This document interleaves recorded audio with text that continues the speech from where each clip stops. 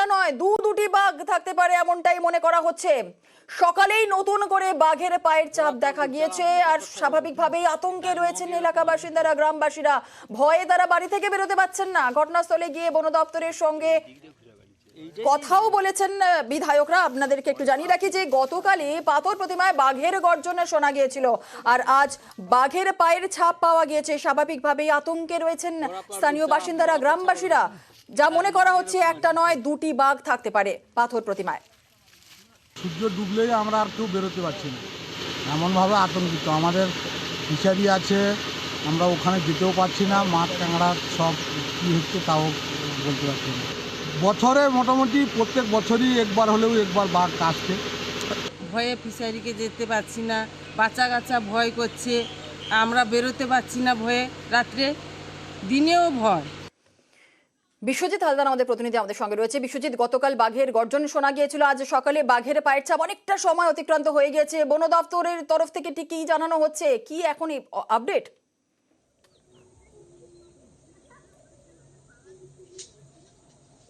হ্যাঁ দেখো, গত 3 দিন টান উত্তেজনার পর কিন্তু আপাতত বন দপ্তর যেটা জানাচ্ছে যে বাঘটি ওই ধনচির জঙ্গল থেকে এসেছিল, সেই বাঘটি আবার ধনচির জঙ্গলে কিন্তু ফেরত চলে গেছে।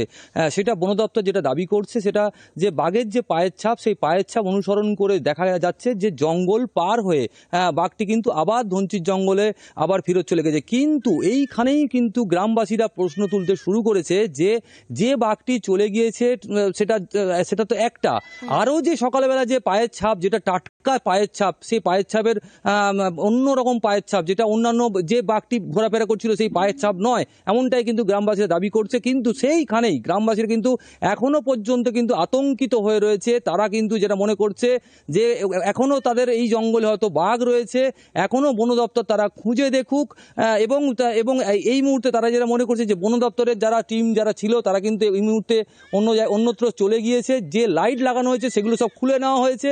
সব মিলিয়ে কিন্তু কোনো রকমভাবে যে এই যে পাথর প্রতিমার উপেন্দ্রনগর যে গ্রাম, সেই গ্রামের কিন্তু মানুষ তাদের কিন্তু আতঙ্ক কিন্তু পিছু ছাড়ছে না কোনো মতেই। তারা কিন্তু এখনও দাবি করছে যে বাঘ হয়তো তাদের আশেপাশে কোথাও রয়েছে। বন দপ্তর আবারও আজকে রাতটুকু অন্তত খুঁজে দেখুক এবং তারা একটু পাহারায় থাকুক, তাহলে তারা অন্তত একটু শান্তিতে থাকবে।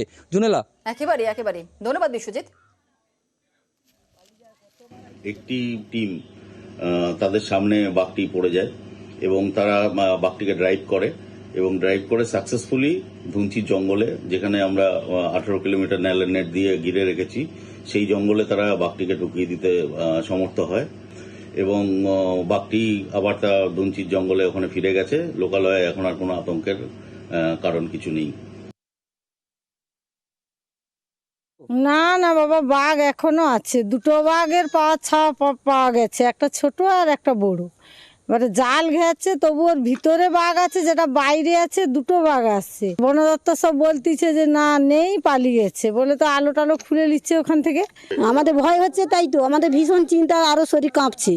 কারণ কালকে মাঠে এসেছিলাম, মাঠ থেকে আমি অনেক আর জাহানের হাতে করে নিয়ে ভয়ে পালাচ্ছি আমরা চাইছি বাবা আপনারা থেকে যদি আমাদের বাঘটাকে তাড়িয়ে দেওয়া এবং এখান থেকে বাঘটাকে নিরাপত্তা করার জন্য আমরা সেইটুকু আশা রাখছি। পাথর